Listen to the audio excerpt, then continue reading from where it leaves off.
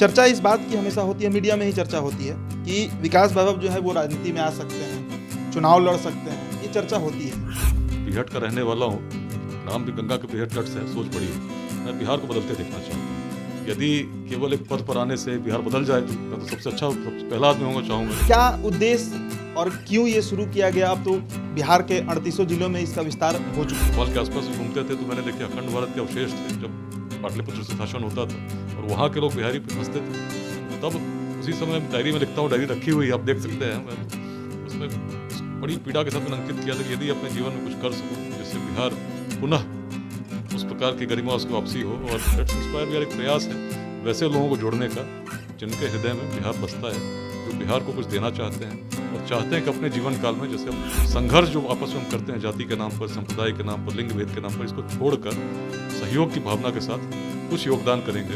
निश्चित समाज को नुकसान दुर्जनों के दुष्कृत्यों से इतना नहीं होता जितना सज्जनों की निष्क्रियता से होता। 7% बिहारी ही ग्रेजुएट हैं, मात्र 7%। 93% ऐसे हैं जो 12वीं पास हैं और उसमें भी 60% के आसपास ऐसे हैं जो 9वीं के नीचे हैं। मतलब आधा बिहार जो है वो 10वां पहुंचा ही नहीं। हम जिस संघर्ष में अपनी ऊर्जा लगा रहे हैं उस ऊर्जा को यदि हम सृजन में लगा दें, सहयोग में लगा दें और मिलकर प्रयास करें कि चीज़ें क्यों नहीं बदलेंगी। हमारे पूर्वज इतने क्षमतावान थे, आज भी कर सकते हैं, लेकिन आप देखिए ना क्षमता कहाँ लगा रहे हैं। 34% लोग ऐसे हैं जिनका आय 6,000 से कम है महीना का, मतलब रोज 200 रुपया भी नहीं कमा पा रहे हैं। 32% लोग ऐसे हैं जिनका 10,000 से कम का आय है, मतलब वो 300-350 कमा रहे हैं। तो आप जिस वैशाली का जिक्र कर रहे हैं, गणराज्य का बात कर रहे हैं, मौर्यवंश की बात कर रहे हैं, वो बिहार और ये बिहार में तो कहीं कोई मतलब दूर दूर तक भी कनेक्शन। 44 साल के विकास वैभव आज हो चुके हैं, जन्मदिन इनका मनाया जा रहा है, इनके आवास पर हम मौजूद हैं।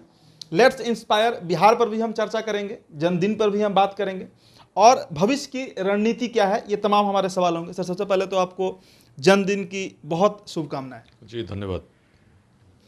लेट्स इंस्पायर बिहार पर ही बात कर लेते हैं। सर, पहला साक्षात्कार है, क्या उद्देश्य और क्यों ये शुरू किया गया? अब तो बिहार के 38 जिलों में इसका विस्तार हो चुका है और आप इसको लेकर बहुत मतलब जागरूक हैं, बहुत अवेयर हैं, घूम रहे हैं लगातार। देखिए, बचपन से एक भावना थी कि बिहार के लिए कुछ करें। उसी भावना का प्रतिफल है कि पुलिस सर्विस में आए आईआईटी के बाद। उसी का प्रतिफल है कि आज जो कर रहा हूँ जीवन की सार्थकता हो, अपने जीवन में योगदान दे सकूँ, बड़े स्तर पर दे सकूँ और एक बड़ी भूमिका में बिहार के परिवर्तन में कुछ लोगों को जगा सकूँ, यही मेरा प्रयास है। इसकी शुरुआत यदि मैं कहूँ तो बचपन में तब हुई थी जब पिताजी की पोस्टिंग बरौनी रिफाइनरी में काम करते थे। उसके बाद भोपाल हुई और जब भोपाल हुई तो वहाँ बच्चों ने बिहारी बोलकर चिढ़ाया था और तब बड़ा एक शौक लगा था कि भाई बिहार तो सम्मान का प्रतीक होना चाहिए, अपमान का सूचक क्यों हो। भोपाल के आसपास घूमते थे तो मैंने देखे अखंड भारत के अवशेष थे जब पाटलिपुत्र से शासन होता था और वहाँ के लोग बिहारी पे हंसते थे। तो तब उसी समय डायरी में लिखता हूँ, डायरी रखी हुई आप देख सकते हैं। मैं तो उसमें बड़ी पीड़ा के साथ मैंने अंकित किया था कि यदि अपने जीवन में कुछ कर सकूं जिससे बिहार पुनः उस प्रकार की गरिमा उसकी वापसी हो और लोग उस पर गौरवान्वित हों, बिहार के लोग जहाँ जाएं उनको लोग गर्व से देखें, तो निश्चित मैं प्रयास करूंगा। और तब उस समय क्या कर सकता था, 9th में था, पढ़ता रहा, अच्छे से मैंने पढ़ाई की, क्लास में टॉपर बना। तो उन बच्चों को जो चिढ़ाते थे उनके मन में एक बिहारी का बोध कि बिहारी कैसा होता है, एक बौद्धिक परंपरा का वाहक है, इसको मैंने उनके मन में डालने का प्रयास किया। वो बात 9th की थी। बाद में 12th में आया तो मैंने IIT की तैयारी की, पिताजी की पोस्टिंग दिल्ली थी, IIT की तैयारी की, अच्छी हुई पेपर, लेकिन पेपर लीक हो गया और लीक का केंद्र बिहार था। एक ही बार IIT के इतिहास में पेपर लीक हुआ 97 में और उसका भुक्तभोगी मैं रहा हूँ और उसका केंद्र बिहार था, कराने वाले बिहार के थे। बाद में उनसे साक्षात्कार भी हुआ जब पटना का सिटी SP था, लेकिन तब उस समय भी बड़ी पीड़ा हुई थी कि मैं बिहार का हूँ, आज दिल्ली में हूँ। लेकिन देखो, व्यथा ऐसी है कि बिहार कहीं ना कहीं ऐसा बसा हुआ है कि मुझे अंदर से दुखित कर रहा है। IIT पहुँचे, IIT कानपुर में जब पहुँचा था तो फर्स्ट ईयर के बाद पिताजी की पोस्टिंग फिर बरौनी रिफाइनरी टाउनशिप फिर हुई और तब उस समय जब समर वेकेशन में लोग जाते हैं तो मुझसे घर वालों ने मना किया कि वे आओगे तो यहाँ लगन का समय चल रहा, पकड़ की शादी होती है। उस समय बड़ी व्यथा, तब IIT में ही था और उस समय IIT में जब घर से मना किया जा रहा था तो क्या करते, लाइब्रेरी में घूमते थे और तब कहीं ना कहीं उपनिषद मैंने पढ़ना शुरू किया। और जब उपनिषद पढ़ने लगे तो मैंने देखा कि जितनी भी हाईएस्ट लेवल ऑफ थिंकिंग है वो तो अपने बिहार की है। और बिहार में उस समय के जब हमारे पूर्वज ऐसा सोचते थे, हर जाति संप्रदाय से भिन्न परे सोचकर व्यक्ति में इस रूप में देखना कि ईश्वर का अंश है, तो ऐसा व्यक्ति किसी में भेदभाव क्यों करेगा? उसको तो आप में भी ईश्वर का अंश दिखेगा, इनमें भी दिखेगा, सब में दिखेगा, अपने आप में भी दिखेगा। उस अनुभूति के साथ जब बिहार में सोच उत्पन्न हुई तो अब देखिए बिहार ने अनेक अपवाद प्रस्तुत किए। बिहार में जातियाँ तब भी थीं लेकिन जातिवाद इस प्रकार का नहीं था। इसीलिए आप देखिए हम अखंड भारत तक स्थापित कर सके जिसकी सीमा अफगानिस्तान के पार तक थी। हम व्यक्ति को व्यक्ति से जोड़ना जानते थे, सीमाओं से परे सोचना जानते थे। इसीलिए वैशाली में विश्व का प्रथम गणतंत्र उस रूप में उत्पन्न हुआ जिसमें जाति के आधार पर नहीं, क्षमता के आधार पर लोग चुनते थे 7,707 गणराजाओं को। तो अलग भूमि थी, वेदांत की भूमि थी। और इसीलिए आप देखिए बाद में भी जितने भी तत्व आए, दर्शन आए, सिद्धांत आए, उसमें कहीं ना कहीं व्यक्ति का महत्व उस रूप में दिया गया। बौद्ध धर्म को भी आप देखते हैं तो अप दीपो भव, तुम ही प्रकाश हो। तो व्यक्ति का महत्व उस रूप में हर व्यक्ति में उसी प्रकार का महत्व देखने की भूमि में परंपरा रही और इसके कारण बिहार अग्रणी रहा और हर क्षेत्र में अग्रणी होता गया। अब देखिए अनेक चीज़ें शून्य की यदि आप बात करें तो यहीं इसी भूमि में हमने प्राप्त की। पूरा विज्ञान, पूरी गणित उस पर आधारित है। आज भी हम क्षमता रखते हैं, लेकिन आज जो ऊर्जा, जो दृष्टि हमारे पूर्वजों की थी उसको हम छोड़ चुके। देखिए हम कहाँ पहुँच गए। अब जब श्रृंखला बनती है तो सबसे पीछे बिहार गिना जाता है, देखकर पीड़ा होती है। लेकिन यदि हम आज पुनः उसी दृष्टि को धारण करें, संघर्ष जो आपस में हम करते हैं जाति के नाम पर, संप्रदाय के नाम पर, लिंग भेद के नाम पर, इसको छोड़कर सहयोग की भावना के साथ कुछ योगदान करेंगे, निश्चित समाज को नुकसान दुर्जनों के दुष्कृत्यों से उतना नहीं होता है जितना सज्जनों की निष्क्रियता से होता है। तो लेट्स इंस्पायर बिहार एक प्रयास है वैसे लोगों को जोड़ने का जिनके हृदय में बिहार बसता है, जो बिहार को कुछ देना चाहते हैं और चाहते हैं कि अपने जीवन काल में, जैसे हम यदि बात करें तो भारत का लक्ष्य है कि 2047 तक हम एक विकसित राष्ट्र बने। यदि ऐसा लक्ष्य लेकर हम चलते हैं तो निश्चित है कि भारत का हर क्षेत्र में विकसित होना चाहिए। और ऐसे में यदि बिहार की हम कल्पना करते हैं कि बिहार 2047 तक विकसित हो तो क्या होना चाहिए। आज 9 करोड़ के लगभग संख्या हमारे बिहार में वैसे युवाओं की है जिनकी उम्र 30 वर्ष से कम है। अब यदि बिहार को विकसित होना है तो इतने 9 करोड़ लोगों को अगले 2 दशकों में उचित शिक्षा, उचित रोजगार बिहार में ही उपलब्ध होना चाहिए, तभी तो हम कर सकेंगे। बात करोड़ों की हो रही है। करोड़ों को यदि हम रोजगार देना भी चाहते हैं और माध्यम यदि सरकारी नौकरी सोचेंगे तो कितने लोग दे पाएंगे?